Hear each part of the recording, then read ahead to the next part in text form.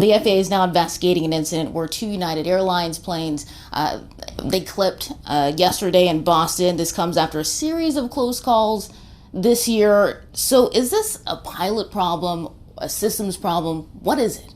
Well, the reason I'm most concerned is that it doesn't seem to be any one individual piece of the system. If it was just controllers or just pilots or just ground crews having issues, then it would be more isolated. But actually, we're seeing a combination of that.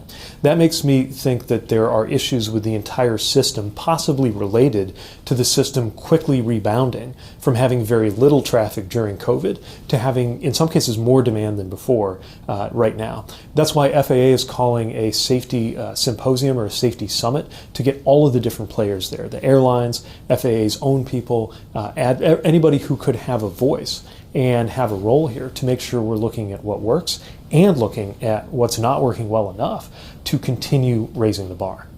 What do you want to focus on to make sure that passengers feel safe flying a plane, being in a plane? Well, a big part of why the FAA exists and why the Department of Transportation exists is to make sure passengers are safe.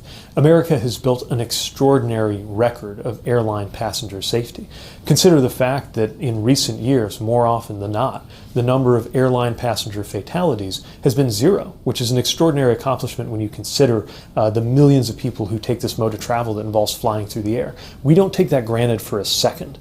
We know that maintaining a high safety record requires constantly revisiting every system that we have, going back to basics and preparing for the future, which is going to bring a lot of change, making sure those changes lead to more and not less safety.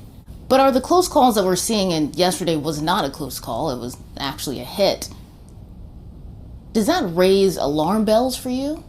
I think it needs to, and yes, I'm concerned about this. FAA is analyzing how much this compares to what we've seen in recent years, but it's enough to deserve our attention, and it's one of the reasons I think these safety steps that we're taking with the FAA are so important and so timely.